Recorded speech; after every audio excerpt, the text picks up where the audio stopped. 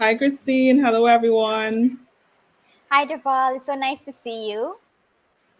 Yes, I'm so excited to be here today for the launch of the Truth Be Told campaign. How are you feeling? I'm so excited. There's so much happening. A lot of persons are traveling, and I'm so glad that we're able to do this campaign, being in the Caribbean, and launching it with everyone. We're so excited. Yes, and I know a lot of our pairs are headed to Dubai for COP28, and we are holding down the fort here in the region, keeping our eyes on climate and gender. So we're here today to launch the Truth Be Told campaign, a Caribbean call to action on climate and gender. And this campaign is meant to educate the public and stakeholders on the gender aspect of climate change. So as our leaders convene in Dubai, we want to make sure that they keep gender on the agenda. So we have launched this campaign called Truth Be Told to highlight the issues of gender and to advocate for gender just climate action in the Caribbean region. And the campaign has three main components: increasing public awareness of how gender and climate intersect. We also want to advocate for the implementation of strategies that support gender justice and climate justice. And of course, we want to create visibility for women led action that is already happening on the ground in the Caribbean. So we're launching today, and the campaign will span until January 2024. Yes, incredible because we have 2 months of really hard work, but exciting things to come by. And we hope persons are able to follow us and endorse the campaign as we go on.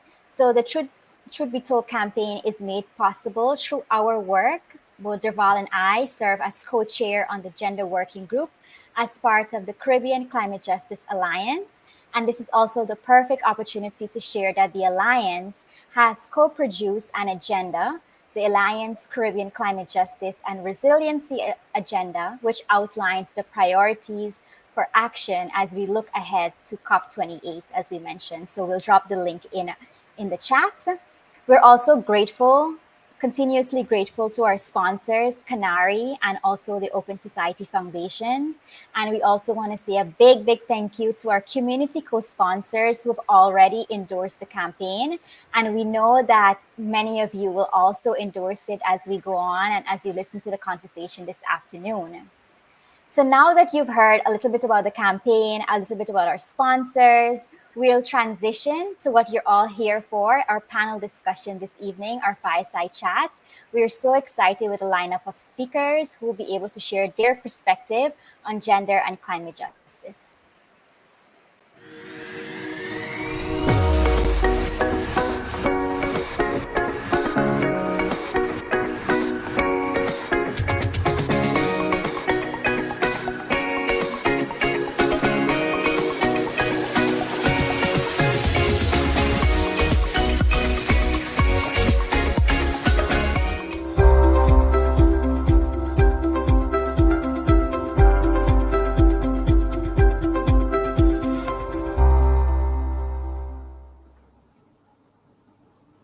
Hi, everyone. Hi. Welcome to the Fireside Chat.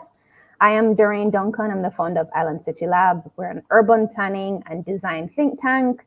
I'm based here in Kingston, Jamaica, really dedicated to confronting the most critical issues facing Caribbean islands. So without a doubt, climate change is at the top of that list. So I am so excited to be here and to moderate this discussion with this very diverse and exciting group of Caribbean women who are, tackling this issue from different angles. So I'm going to quickly go through their bios while they hop on screen and then jump into this discussion. So first we have Dominique Williams. She is a youth climate activist from the Federation of St. Kitts and Nevis. She is the founder of Hibiscus Tea, which is a digital publication on Caribbean climate change. She's also a Caribbean Climate Justice Project ambassador and a Hay Campaign country coordinator for the Federation. She was also a part of Girls Care 2023 cohort, and her interests sit at the intersection of economic policy, climate justice, and sustainable development. And hopefully Dominique will be able to hop on shortly. Next, we have Simone Ganpat. Simone is a young climate change researcher and consultant. Her work specializes in social ecological systems in the Caribbean from a Black feminist ecological perspective. So over the past 3 years, Simone has worked mainly in the nonprofit industry to advance ecosystem well-being through a focus on human-environment relationships. Simone is the founder of Kyrie Initiatives in 2022 with a vision of providing accessible and relatable information about the intersection between social justice and environmental issues specific to the Caribbean region. To date, her initiative has partnered with over 15 different organizations across the region to cover intersectional environmental topics, and recently launched a flagship program to focus on experiential environmental education. So next, we have Ashante Russell. With over 4 years of experience, Ashante has been involved with multiple programs that support UN Sustainable Development Goals within the national, regional, and international communities, while simultaneously advocating for youth inclusion on all levels of climate action. Ashante has acted as the Bahamas delegate for Youth for Climate Summits and the ACE Hackathon, and has served as a national youth representative on the Bahamas delegation at COP27. Presently, she's a full-time student at the University of Bahamas and is serving as a youth climate ambassador for the Commonwealth of Bahamas, and is one of the 151 Max Tobiso Edkins climate ambassadors under the Global Youth Climate Network. Thank you, ladies, for joining. Super happy to be joining and to be in conversation with you all. So while Dominique joins, I want to kind of kick off the conversation with this first question.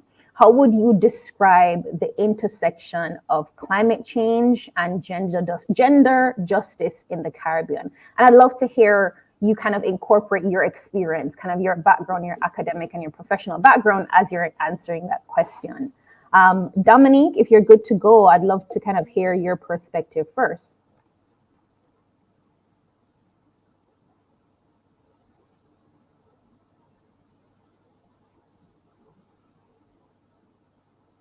You can unmute, Dominique.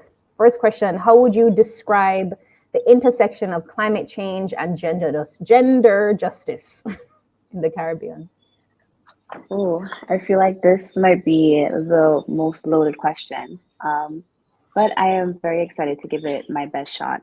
I would first like to admit that this intersection is one that I feel like is not visible enough, and I feel like my experience only shows that. So I would have been, involved in a lot of climate change related work and activism, and yet before this summer, I had never really considered much of the intersection between, women, gender, and the climate. So I am very grateful to Christine and those at Girls Care who, brought this to the forefront. And so when anyone asks the question of climate change and the intersection with, gender justice, I think the first thing that comes to my mind is accessibility and climate justice, and how the climate crisis affects everyone, but it affects everyone unequally. And so when you look at the way that the climate crisis impacts people, it has a tendency of making those who are already marginalized even more marginalized. So when we think about the issues that already face women and gender minorities, it only makes sense that, if you continue to restrict rights and access through, limited resources due to climate change, or through other, impacts of climate change that it tends to have economically, then it only makes sense that, women's access and rights will only continue to be limited. And then I is important to think about when we think about, women and the intersection with climate change is also the intersecting identities that is involved in womanhood. So for example, being a woman in the Caribbean is different from being a woman in Europe. And so I think, when you think about gender justice and climate change, it's also important to think about the different intersectionalities that comes with, womanhood. Womanhood looks different for persons of lower socioeconomic backgrounds and those with higher socioeconomic backgrounds, different, races, and then especially being in the Caribbean, where we think about, the different intersecting, identities that we experience as Caribbean women. Again, climate change then can present to be an existential crisis when you consider all the things that already affect us and how they're being magnified by the injustice of the climate crisis. Yeah, I think that's such a beautiful and a concise sort of introduction to this intersection, right? You said something, the already marginalized can become even more marginalized. And then in the second thing that you mentioned was the intersections of womanhood, right? So it's not just you're a woman, it's a woman, and you may also be the primary person responsible for taking care of the home, but you may also have a job outside. You may also be a caregiver, right? So it's also looking at not just the gender perspective, but all of the intersections and how they're either amplified, they're made more difficult, or they're made worse, right? Simone, love to kind of hear from your perspective as a scientist, ecologist. I'd love to hear from your perspective how you think about those two things being interrelated. Yeah, great. Just want to say thanks for having me. Also to Christine and Duval and the team, thanks for embarking on such an important initiative, and also bringing people together, who are just interested in it. People who acknowledges that communities are differently affected by climate change, right? And I think one way to answer that is kind of asking, okay, how well understood is climate and gender justice by the people involved in the achievement of that justice? I mean, that's one very clear pathway to me to achieving this justice, whatever it may look like. How is it understood by these people involved in it? And the people involved in it, namely, are the people who are those who are harmed, those who are doing the harm, and those who seek to benefit or are affected by the harm done. And we speak about gender, those who are being harmed are basically anyone who is not a cisgender heteronormative person, right? In the Caribbean, I have realized that we tend to relate to gender in a way that is either woman or man. We all know that gender is a social construct as opposed to sex. But we are just beginning to acknowledge that gender is just not only about women. There's many genders. There's no gender, right? And so we really have to expand that definition a little more, right? And just to talk about these three actors, those who are being harmed. There is a strong history of activism in the Caribbean by women for women's rights.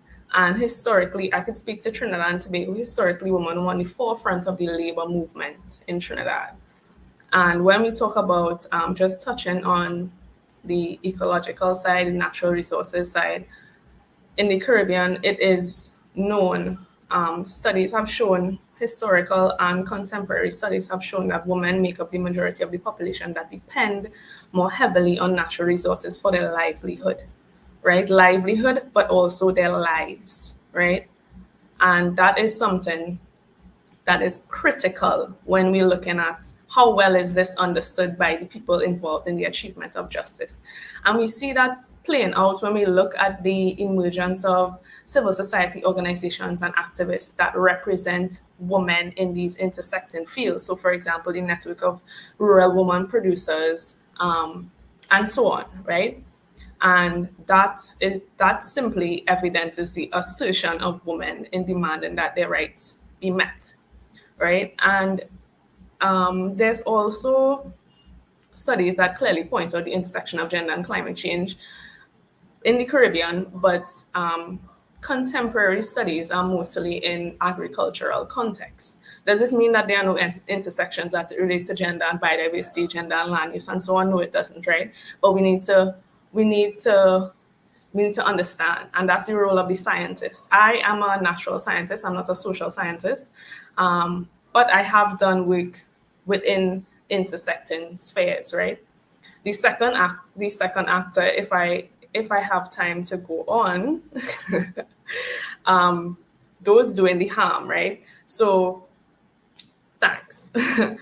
Those doing the harm. So it is well understood that we exist in a state of neocolonialism in many, many parts of the world, and very much so in the Caribbean, right? The inequality, that is the gender inequality that exists, is structural, right? And how do we achieve how do we achieve justice? We take it to the courts, right? We take it one of the ways, sorry, is taking it to the courts. We take it to the law, right? And when we talk about the people that doing harm, and that structural aspect, do our decision makers and our policymakers understand the problem? It doesn't look so. And I'll say why. There is very, very little to no evidence of gender disaggregation in our Caribbean climate change policies, in our Caribbean natural resource management policies, in our tourism policies, in our agriculture policies, right? This is something that shows directly that the people who are making decisions do not understand or refuse to acknowledge the situation, what's happening, the inequality, right? And then those who seek to benefit or be affected by the harm done, and that's basically everybody else, right? Um, this is my last point, but um, quickly, Dominic mentioned it, right? There are people who, depending on their socioeconomic situations, can get out of a situation, right? If there's a disaster, they are able to migrate. They are able to leave um, these climate risks. They are able to get out of those situations, and that is those people.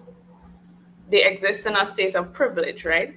And they could either be allies or they could be part of the problem, right? And so we have to look at where do they lie? Do they understand the problem? Are we trying? Are we emphasizing the problem enough to them in a way that doesn't make them feel guilty, doesn't bring about shame, but helps them to understand that we are all in this together, and nobody we cannot nobody will be free unless we are all free, yeah. So that was my contribution. Just to end on one line, I would say we definitely do have a long way to go, but really understanding it from all aspects is quite important. And I think we have made some strides, and I am very hopeful for the future. Yeah, thank you. Thank you so much for that, Simone. And I think something that you mentioned about those who are harmed, and you made the connection between the amount of kind of civil society groups that are formed by women. And that's something I didn't think about. But as I think about all of the sort of environmental or social justice organizations that I've come up across, especially here in Jamaica, they're all women led, right? And we are here on a group and several of us have kind of created initiatives, organizations, or projects, and we're women, right? So I do think that your point around those who are being harmed and trying to access power to create change and to create systems, right? And it kind of forces you as women to find alternative routes, right? We can't necessarily do it in policy, or it's difficult to do it in policy. So we're, applying pressure externally and through all of these other creative ways. But I wanted to head over to you, Ashante. From your perspective, someone who's still a student, someone who's interested in these things, who's doing advocacy and policy advocacy, how would you describe that intersection between climate change and gender justice? Honestly, I describe it as it's still a working theory. And the reason I say that is because there's so much evidence in society to point to the needs and the necessities between the climate crisis and the issues we have with gender equality in our societies. This is something that we cannot, as was mentioned, the willful ignorance in that scope is blatant. Now, when considering the challenges, the reality of climate change is that most of our households within this Caribbean region are of a matriarch hierarchy. We have women running these households. We have women at the head.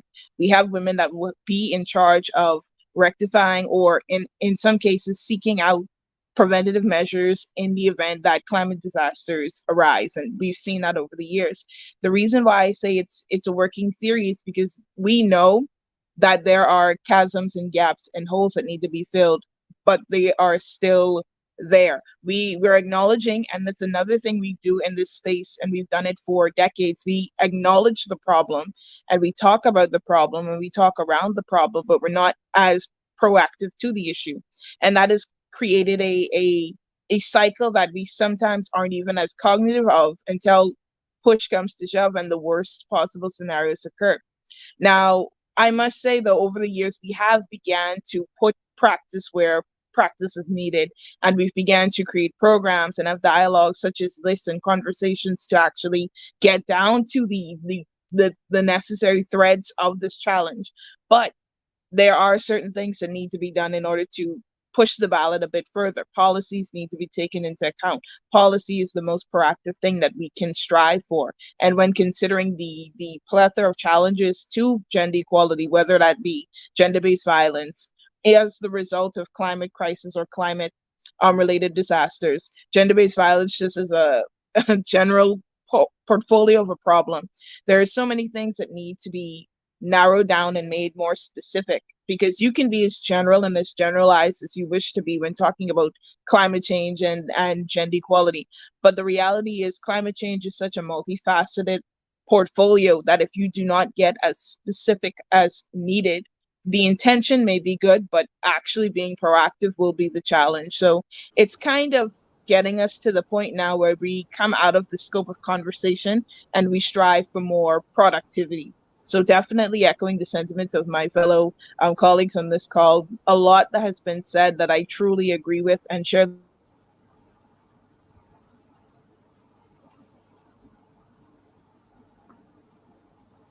Thank you, Ashante. Hopefully you're able to come back on, because I feel like you are preempting my next question. But before I go to the next question, I want to thank everyone for joining in and participating in the chat. If you have any questions for any of our panelists, please feel free to start dropping them in there, right? But I just want to echo something Ashante said, right? That the burden of homemaking falls on women. So if you think about the provision of food, that falls on women. The resilience of the home to natural disasters falls on women. Quality of life, right? All of these things happen at the scale of a home or a street or a neighborhood. And unfortunately or fortunately, women are the ones who are taking that burden, right? So everyone in the chat, please start adding questions and comments. But I want to kind of jump to the second question with Ashante kind of preempted, which is about policy, right? What are some of the key policy actions you'd like to see implemented to really support gender justice in the Caribbean? Let's start with you first, Simone. Sure, yeah. So first of all, we need to start enforcing our policy. We'll get nowhere if we don't implement. And I can speak for my country, we don't implement. We recently launched a draft just transition policy. Our Ministry of Plan and Development was so excited and happy, and we're like, we're the first Caribbean country to launch this, etc., etc. And where was the consultation? I don't know. But we have this record, and I think it's a regional record of coming up with these policies, albeit very much in accordance with international environmental law and multilateral environmental agreements, which we in the Caribbean are very much active and ratified in many of those multilateral agreements. So we have an obligation to sign on to these laws, but we do not have the implementation, and we also do not have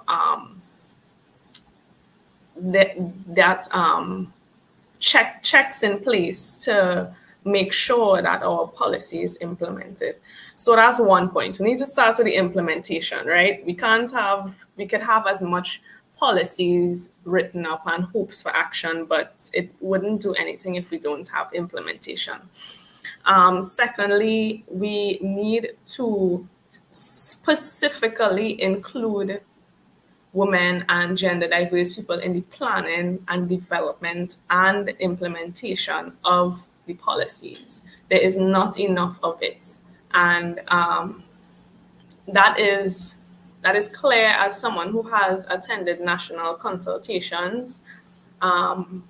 It needs to be a priority, right? On that note, we also, in order to inform policy,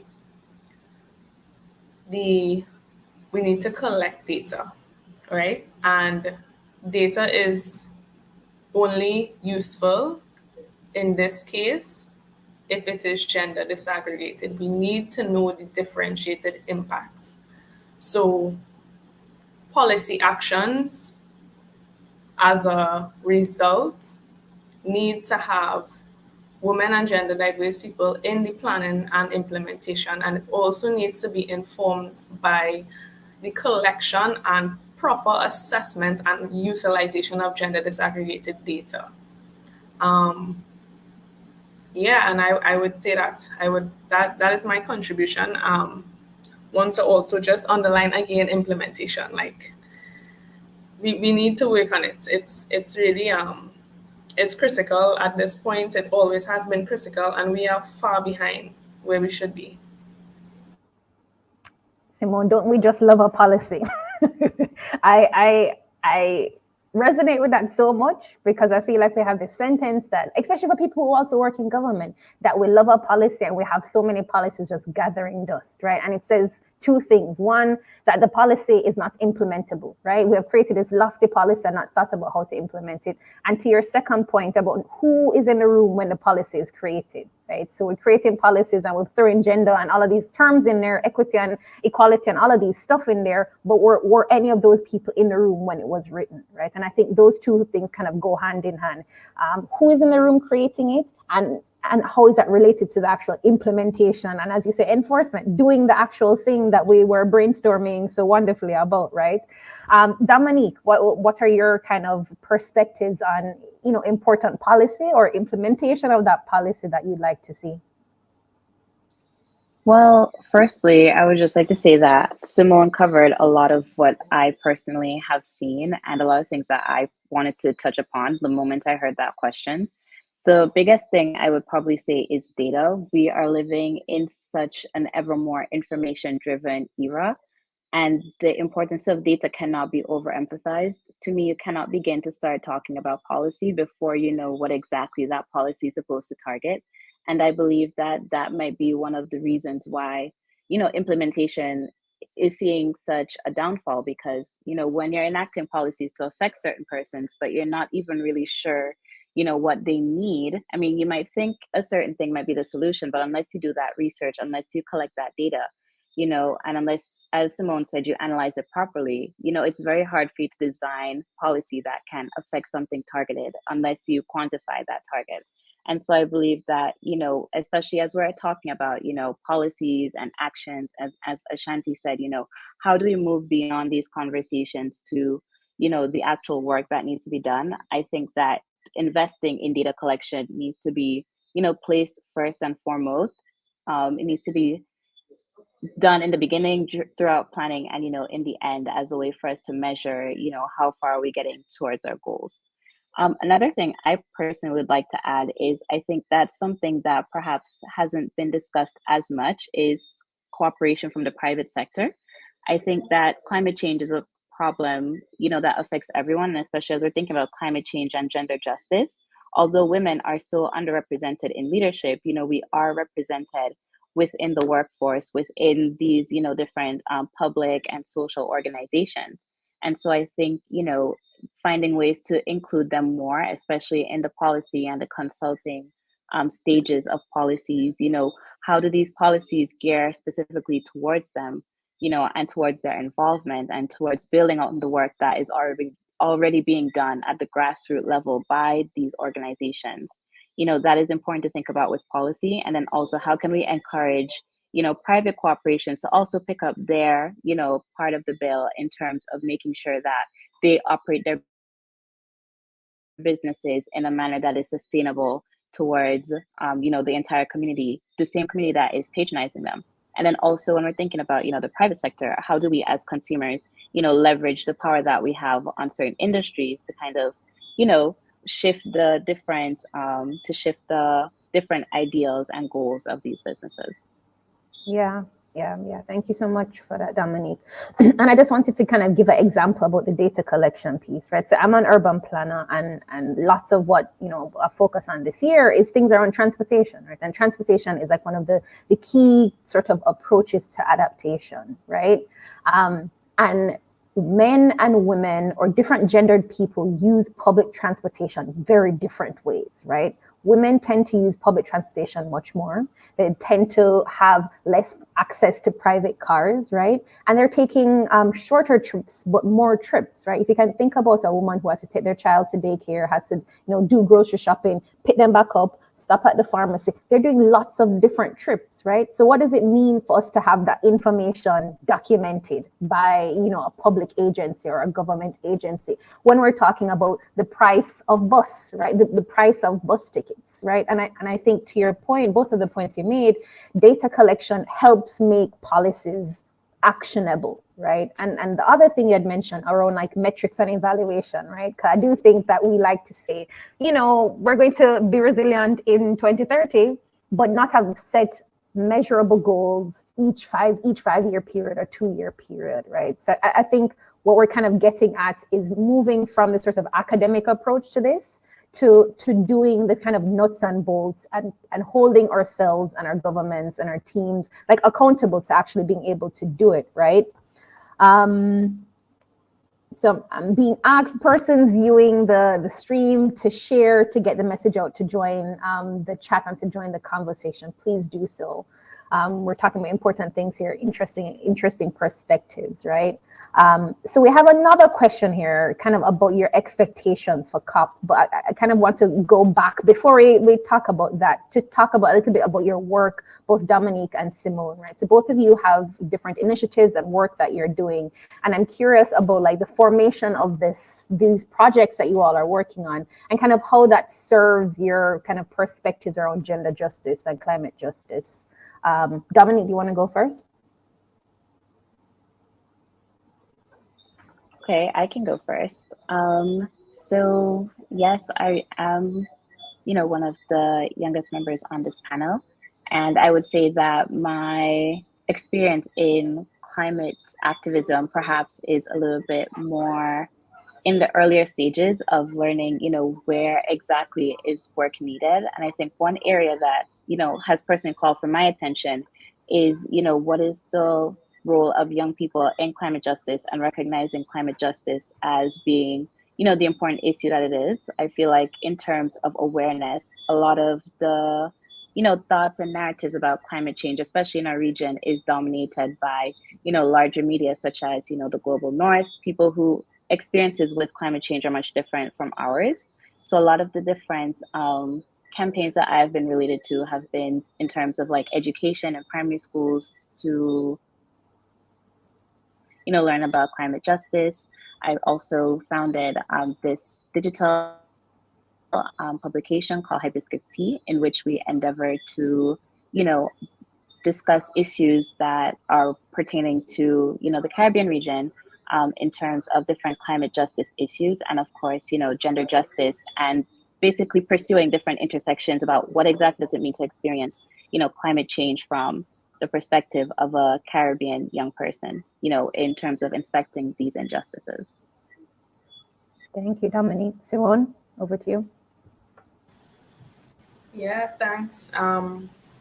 So I actually have a bachelor's in environmental biology and a master's in conservation. So I'm a natural scientist, and when I started working, I first worked in nonprofits that were focused on biodiversity. And so I was there, I was like in roles such as like science officer, research officer, but most of the stuff I was doing was out in the field. Um, and then at one point, half of it ended up becoming like stakeholder engagement with the communities that we were working with. And I realized like I am zooming in on these ecosystems, and these organizations are also zooming in, but they have an obligation to, whether it's a funding obligation, to the target communities, and that was lacking. And then when I worked in nonprofits that were more um, grounded in social issues, but they had an environment component. It was also kind of imbalanced. So what became very very interesting to me was kind of understanding how humans generally interact, communities interact with their environment. And that's what ecology is, right? Ecology is the study of relationships within the environment and of organisms within the environment, and organisms can include humans. And ecology actually spans very widely. You have political ecology, human ecology, critical ecology, um, feminist ecology, so on, right?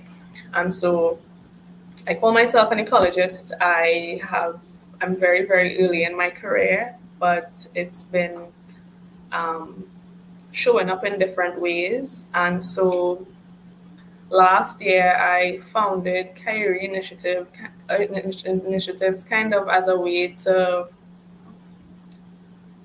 provide this accessible information that was also relatable. Um, I am very much steeped in academia. That's just because I've been to school more years than I've worked right now, and it's kind of just something I've practiced, and so I read a lot of scientific articles, and I was like, wow, every time I read an article, whether it be about environment or climate change in particular, I'm like, wow, people should know this. And how can this be more relatable? How can I help to connect the dots for anybody who it might make a difference to, who it might matter the most to? So that was kind of the genesis of Kyrie initiatives. And right now, I am particularly focused on science communication, um, just starting out in it, but very much interested in what it can do, especially in terms of diplomacy and policy, Mm-hmm. Mm-hmm. um, and also stakeholder engagement, and improving that process and expanding on what it means to engage a stakeholder, and what a stakeholder actually, what being a stakeholder actually means. Yeah. So yeah. Yeah. Thank you for that. And it's there, I feel like there's so much similarities, right? Hibiscus tea, which is a great name. I love it. And I love Kyrie it too. initiative. It's really nice. I love it. It is. But I think something around communicating information to people in a way that's accessible, right? And I am here with you as Simone about being in school for way too long. But like, how do you take this very dense information, which is kind of meant to exclude people? How do you take that information in an attempt to democratize it and like invite more people into the space? Because it's not that, when we're making these policies, people are kicked out of the room. Sometimes that happens, yes, but oftentimes just the language you're using kicks people out of that space, right? So I know we're running up against time, and we have a last question here, and I'm also seeing people in the chat asking about COP 28. But I'm curious, Simone first and then Dominique after, kind of what are your expectations from COP28? I think Nan Alexander in the chat is asking, maybe the short term expectations or hopes you think might come out of it versus the more long term structural things that might come out of COP28. Simone? Okay, yeah. So COP. COP28. COP is a process that has always led to decisions that are only evidenced in the long term. I can't say I'm looking forward to a short term expectation. COP is for decision makers to make decisions and then decide on a time frame for those decisions to be executed. What I can say based on COP27 last year is that one really key issue was the operationalization of the loss and damage fund. And that is something that is bound to come up in COP. I haven't been keeping too many tabs on COP, to be honest. I have always been very, very transparent about like doing what I can do, and that is on the ground. So COP is not really has not really been on my radar, but that is something that based on COP27, something that has the real potential to be very effective. Now, the point that sticks out to me is when this fund is operationalized, where does the money go? Who does it go to? How is it channeled? How much is it? And those are the questions that have not been answered at the last one. And when we talk about the gender aspects, we also need to be asking those same questions, So that's definitely at the top of my head in terms of COP28. And I hope my one expectation is that next year it will be in a country that is not built on oil and gas. Fingers crossed, right? And I'm here for your light skepticism, right? I think that's true, right? The actions, the things that we can control happen on a local level. And so we're going to continue doing what we can do on a local level. But yeah, loss and damage is an important and interesting thing, right? And how it's going to be operationalized, we shall see, right? And Dominique, what are your expectations slash hopes for what's coming out of COP28?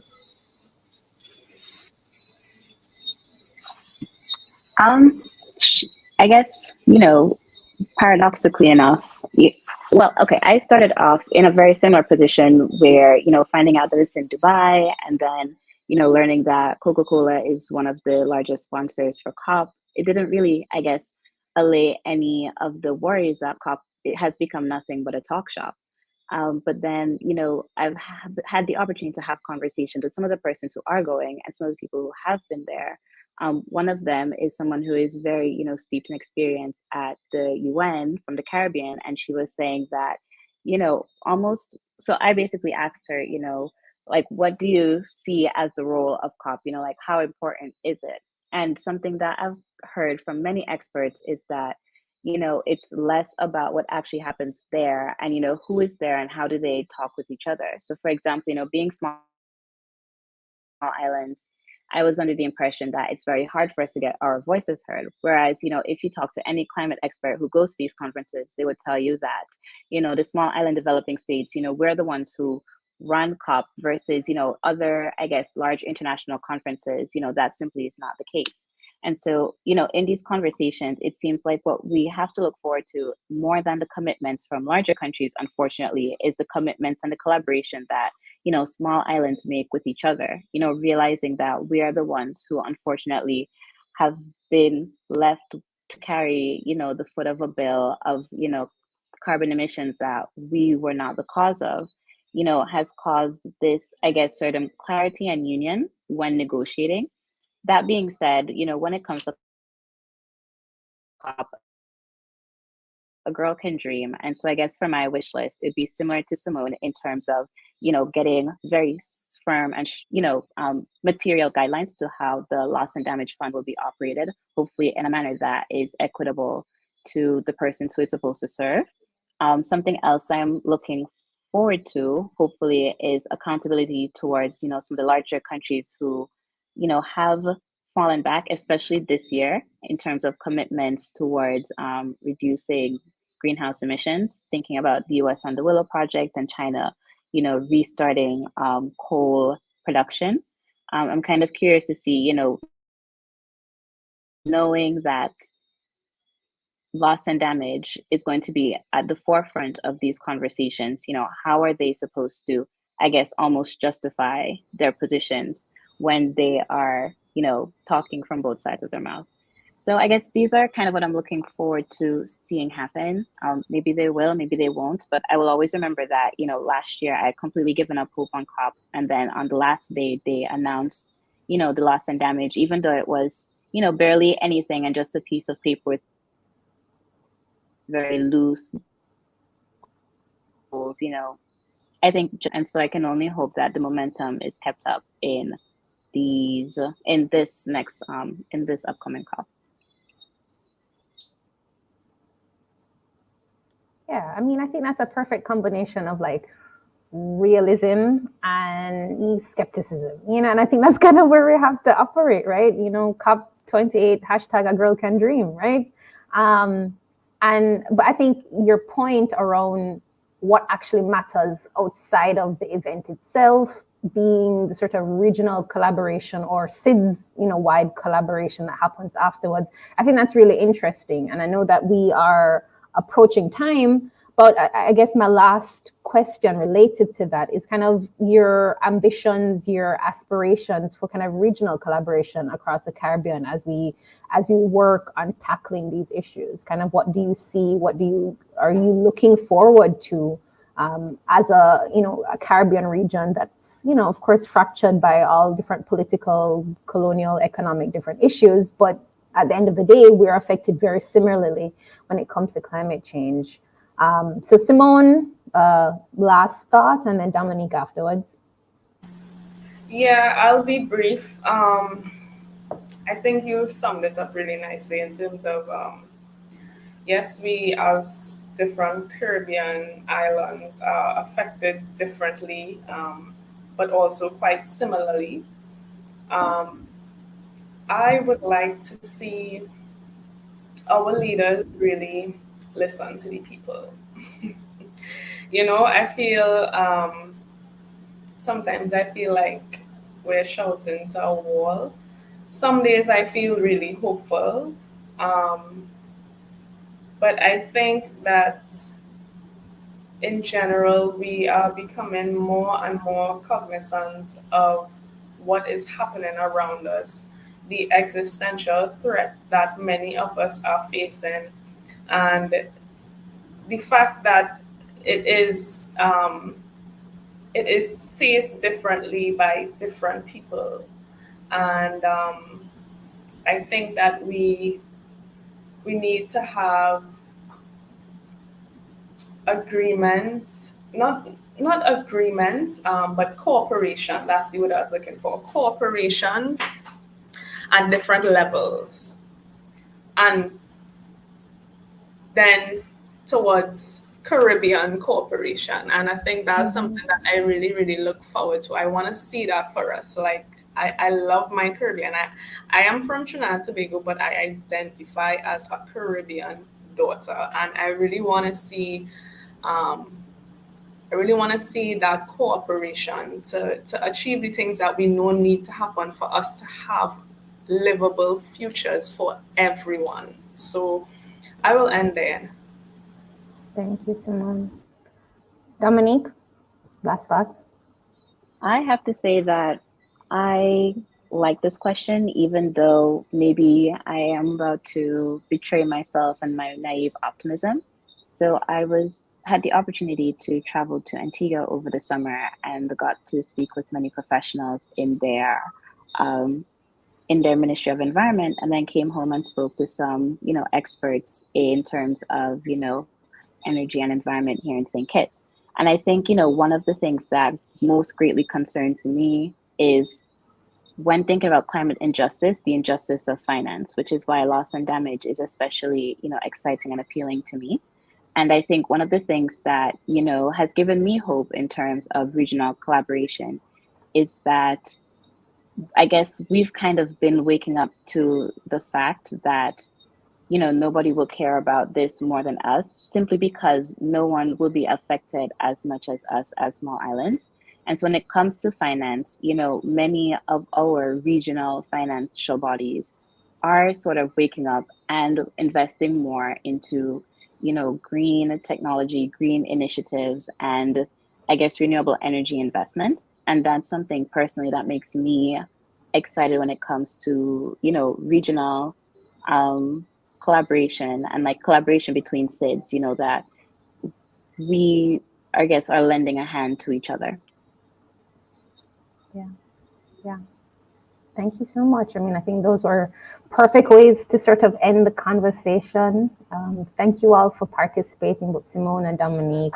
Unfortunately, Ashante dropped off. I'm sure she's here in spirit. So I'm going to hand it back over to Derval and Christine. But I think they're going to play a video, and then Derval and Christine will come back in. Thank you all.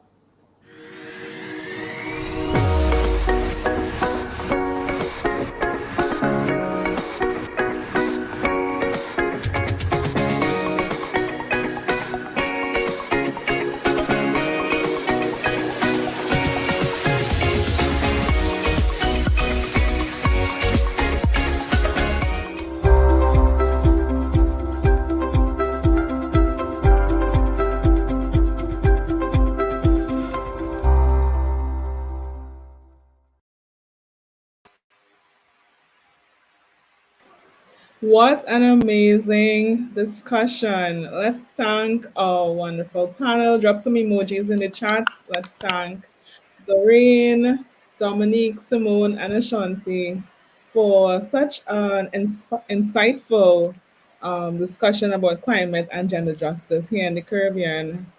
What are your thoughts, Christine? I love this panel so much, and I am dreaming. Like you said, everyone said we can all dream, and dreaming means we have hope and we're inspired. And whatever happens at COP or not, we're here in the Caribbean, and we are waking up to this call. And I think I'm so inspired by everyone, and I just appreciate all the panelists and everything that they're doing.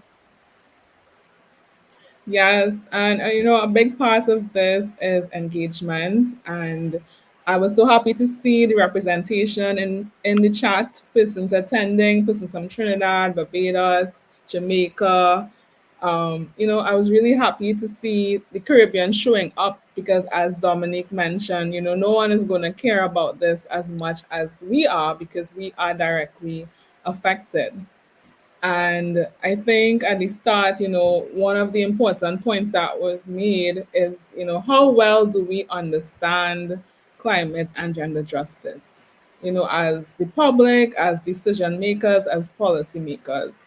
So a key element of this campaign and ongoing work, especially since we mentioned data, is the pre-survey that we have going on right now. So I want to encourage everyone, if they haven't already, to fill out the pre-campaign survey that is still open so that we can get a sense of the level of understanding of climate and gender justice here in the Caribbean. So please take part in this survey, share it with your friends so that we can, start generating data so that the actions that we take, the strategies that we implement could be informed by data. So Christine, all of this could not be possible without partnership and collaboration and support.